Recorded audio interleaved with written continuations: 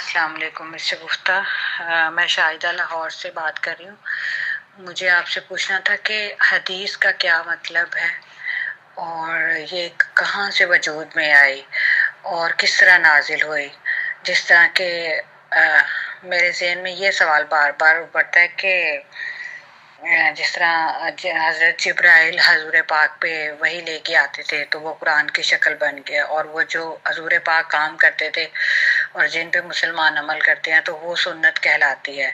تو مجھے اس کا حدیث کا بھی تھوڑا سا تشریح معلوم کرنی ہے کہ کہاں سے آئی اور کس طرح بنی، اور جو ہم ان پہ عمل کرتے ہیں وہ کیا حضور پاک نے کہا تھا کہ ان چیزوں پہ عمل کرو تو اس صورت میں حدیث کو کہتے ہیں، یا اس کا تھوڑا سا آپ پلیز مجھے وضاحت کر دیں، یا ادھر بتا دیں، یا جب آپ بدھ والے دن قرآن کلاس لیتی ہیں تو جیسے آپ مناسب سمجھے مجھے تھوڑا سا اس کے بارے میں گائیڈ کر دیں۔ اعوذ باللہ من الشیطان الرجیم، بسم اللہ الرحمن الرحیم۔ اللہم صلی علی محمد وعلی آل محمد کما صلیت علی ابراہیم وعلی آل ابراہیم انک حمید مجید۔ اللہم بارک علی محمد وعلی آل محمد کما بارکت علی ابراہیم وعلی آل ابراہیم انک حمید مجید۔ رب اشرح لی صدری ویسر لی امری واحلل عقدۃ من لسانی یفقہوا قولی۔ ربنا زدنا علما یا مقلب القلوب ثبت قلبی علی دینک۔ حدیث پاک کے بارے میں آج مختصر سی بات کریں گے۔ دیکھیں، قرآن ہی کے ذریعے رسول کے فرائض، ان کے منصب سے دنیا والوں کو آگاہ کیا گیا، اور بار بار اعلان کیا گیا کہ یہی تم کو قرآن کے کلمات اور حروف سنائیں گے، یاد کرائیں گے، اور یہی تم کو اس کے معنی، مطلب، حکم بھی بتائیں گے۔ چنانچہ ایک جگہ ارشاد ہوا، کما ارسلنا فیکم رسول منکم یتلو علیکم آیاتنا ویزکیکم ویعلمکم الکتاب والحکمۃ ویعلمکم ما لم تکونوا تعلمون۔ سورہ البقرہ آیت نمبر 151۔ مطلب یہ ترجمہ یہ ہے کہ جیسے کہ بھیجا ہم نے تم میں ایک رسول تم ہی میں سے کہ پڑھتا ہے تم پر ہماری آیتیں، پاک کرتا ہے تم کو، سکھاتا ہے تم کو کتاب و حکمت، اور سکھاتا ہے تم کو وہ باتیں جو تم نہیں جانتے تھے۔ سورہ آل عمران کی آیت نمبر 164۔ لقد من اللہ علی المؤمنین اذ بعث فیہم رسول من انفسہم یتلو علیہم آیاتہ ویزکیہم ویعلمہم الکتاب والحکمہ وإن کانوا من قبل لفی ضلال مبین۔ ترجمے کو دیکھیں، بات تحقیق احسان کیا اللہ تعالیٰ نے مومنوں پر جبکہ بھیجا ان میں ایک رسول انہی میں سے کہ تلاوت کرتا ہے ان پر اس کی آیتیں، اور پاک کرتا ہے ان کو، تعلیم کرتا ہے ان کو کتاب و حکمت، اور بے یقین تھے وہ اس سے پہلے گمراہی میں، با یقین تھے۔ اگلی آیت کو دیکھیں، سورہ جمعہ اور آیت ہے، هو الذی بعث فی الامیین رسولا منہم یتلو علیہم آیاتہ ویزکیہم ویعلمہم الکتاب والحکمۃ وإن کانوا من قبل لفی ضلال مبین۔ ترجمہ، وہی وہ ذات ہے جس نے بھیجا ان پڑھوں میں ایک رسول انہی میں سے کہ تلاوت کرتا ہے ان پر اس کی آیتیں، اور ان کو پاک کرتا ہے کتاب اور حکمت کی، ان کو تعلیم دیتا ہے، بالیقین وہ تھے اس سے پہلے کھلی گمراہی میں۔ تو یہاں پر ان تینوں آیتوں میں دو چیزیں علیحدہ علیحدہ ذکر کی گئی ہیں۔ پہلی چیز یعنی تلاوت آیات، دوسری ہے تعلیم کتاب۔ تو ظاہر ہے تعلیم کتاب کی نسبت غور کرنا ہے کہ اس کی کیا مراد، اس سے کیا مراد ہے۔ اگر اس کی مراد بھی قرآن پاک کے مربوط اور مرتب کلمات کو پڑھ کر سنانا، یاد کرانا ہی ہے، تو یہ تلاوت آیات سے کوئی الگ چیز نہیں ہے، حالانکہ وہ اس سے الگ ذکر کی گئی ہیں۔ یقیناً اس سے مراد آیات کی تشریح، اس کے معنی، مطلب کی توضیح، اور آیات کے حکم اور احکام کا بیان ہے۔ پس جو قرآن ہی سے یہ معلوم ہو چکا کہ نبی کریم صلی اللہ علیہ وآلہ وسلم کے فرائض اور رسالت میں جس طرح الفاظ کلمات قرآن کی تلاوت و تبلیغ ہے، اسی طرح اس کے معنی اور مطلب کا بیان بھی فرائض رسالت میں داخل ہے۔ تو لازمی طور پہ یہ ماننا پڑے گا کہ جس طرح متن قرآن لازمی ہے، اسی طرح اس کی نبوی تشریحات جو ہیں وہ بھی دلیل کے طور پہ واجب القبول ہے۔ اور جب قرآنی نصوص سے آپ کا معلم مبین قرآن ہونا ثابت ہو چکا، تو جو شخص آپ کی رسالت اور نبوت پر ایمان رکھتا ہے، جس طرح اس سے انکار نہیں کر سکتا کہ آپ نے متن قرآن کی تلاوت و تبلیغ فرمائی، اسی طرح اس سے بھی انکار نہیں کر سکتا کہ آپ نے اس کی تعلیم بھی فرمائی۔ اور چونکہ قرآن کریم اللہ تعالیٰ کی آخری کتاب اور نبی کریم صلی اللہ علیہ وآلہ وسلم اس کے آخری نبی ہیں، اور اب کوئی نئی کتاب، کوئی دوسرا نیا نبی نہیں آنے والا، اس لیے آخری کتاب کا اس کے نزول کے وقت سے رہتی دنیا تک ہر دور میں محفوظ اور باقی رہنا ضروری ہے۔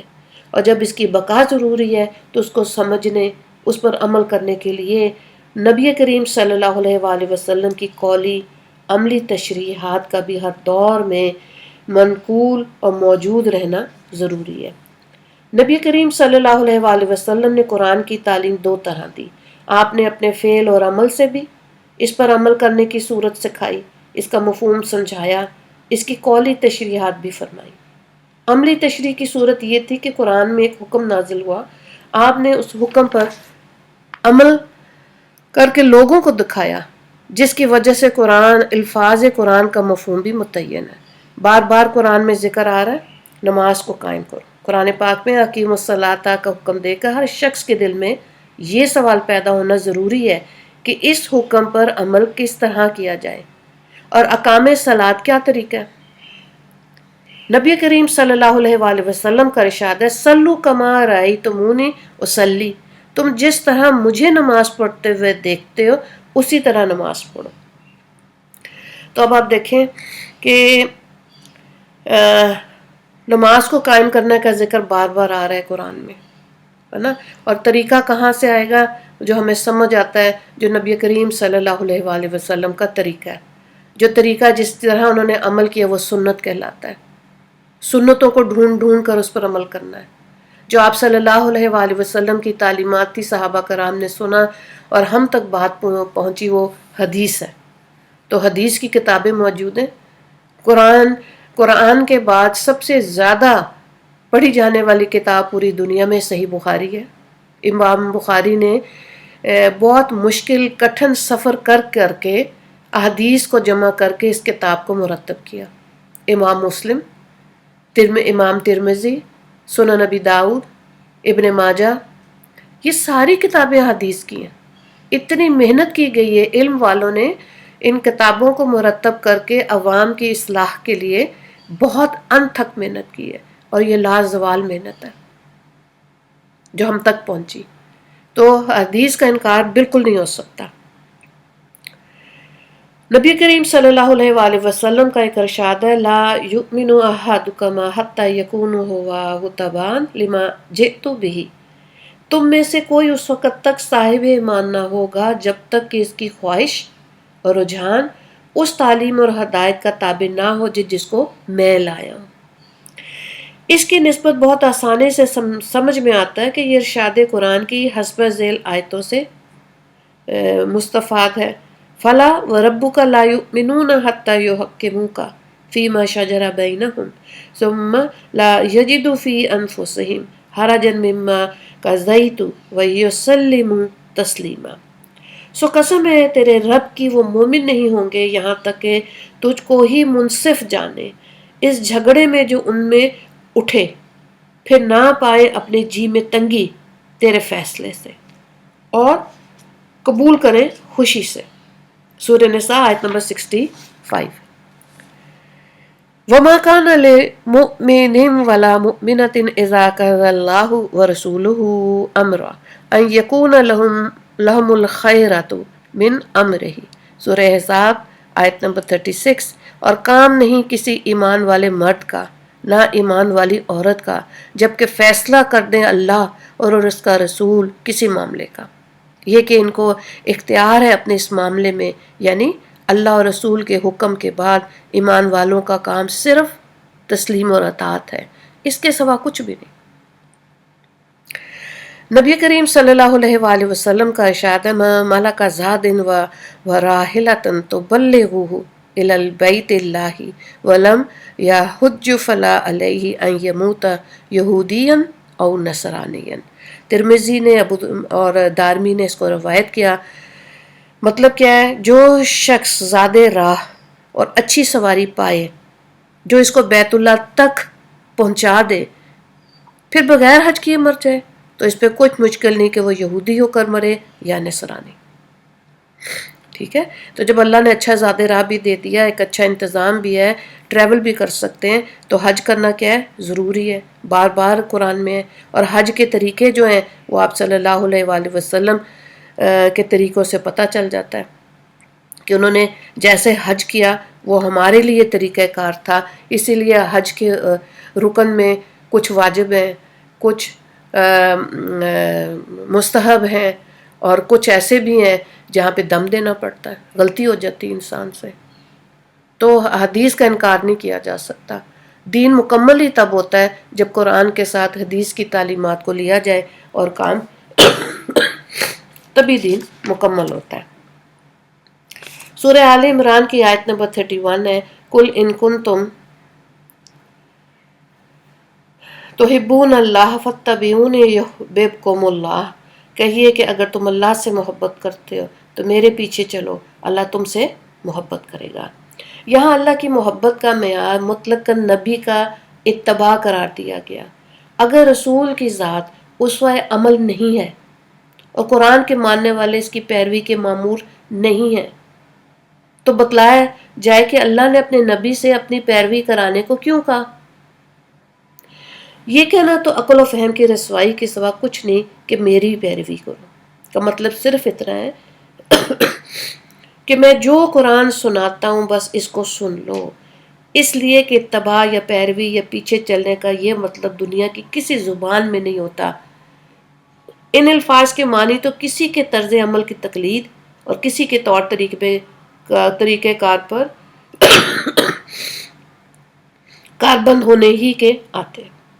تو مذکورہ بالا بیان سے ہر حق طلب، حق پسند کے ذہن میں یہ بات اچھی طرح آ گئی ہوگی کہ قرآن پر ایمان رکھنے والوں کو مجرد قرآن کے ماننے اور اپنے اپنے طور پر اس کو سمجھنے اور اپنے اپنے فہم کے مطابق اس پر عمل کرنے کا حکم نہیں دیا گیا، بلکہ قرآن کے ساتھ حکمت کو بھی ماننے، قبول کرنے اور اس کے ساتھ رسول اللہ صلی اللہ علیہ وآلہ وسلم کے اسوہ حسنہ پر چلنا ضروری ہے۔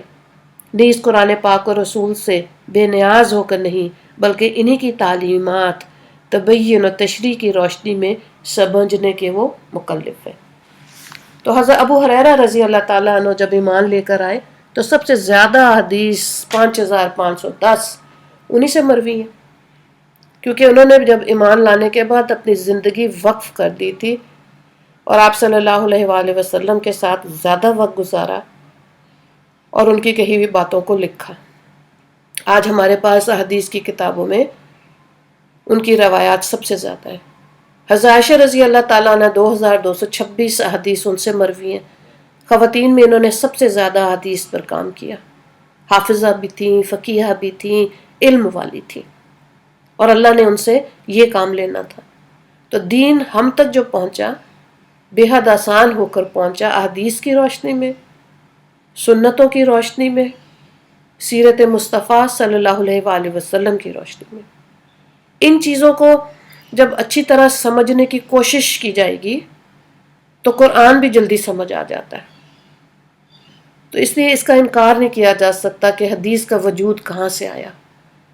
جب اتنی زیادہ تعداد میں حدیث موجود ہیں، کتابیں موجود ہیں، اور پوری دنیا میں قرآن کے بعد حدیث کی کتابوں کا مطالعہ کیا جاتا ہے، قرآن کے حساب سے ہی فقہ کو مرتب کیا جاتا ہے، فقہ بھی بہت ضروری ہے، تو اس لیے حدیث کا پڑھنا سعادت ہے۔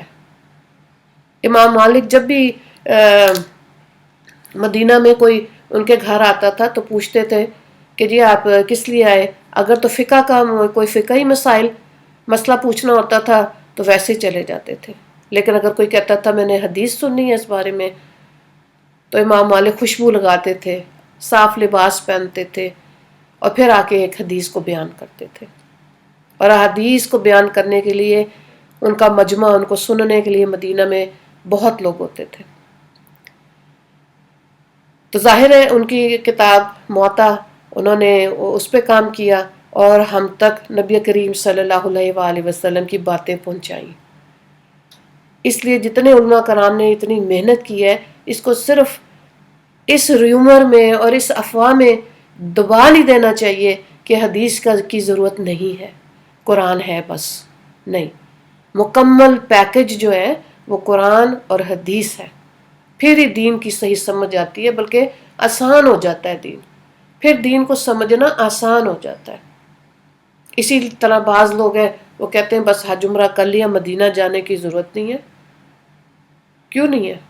درود پاک زیادہ سے زیادہ پڑھنا چاہیے، حدیث کو سننا چاہیے اور سنتوں پر عمل کرنا چاہیے۔ یہ آج کے دور میں کسی کرامت سے کم نہیں ہے کہ کوئی انسان، مرد اور عورت، سنتوں پہ عمل کرے، بہت اعلیٰ بات ہے۔ اور ظاہر اگر سنت ختم ہو جائے گی تو بدعات رواج پا جائیں گی۔ اللہ تعالی ہمیں صحیح دین کی سمجھ عطا فرمائے اور دین کی تعلیمات پر عمل کرنے والا بنائے، نہ کہ شک، شکوک، شبہات اور گمراہی میں مبتلا ہو جائے ہم، ہے نا؟ ربنا لا تزغ قلوبنا بعد اذ ہدیتنا ہب لنا من لدنک رحمہ انک انت الوہاب اللہم اغفر للمسلمین والمسلمات والمؤمنین والمؤمنات۔ السلام علیکم ورحمۃ اللہ وبرکاتہ۔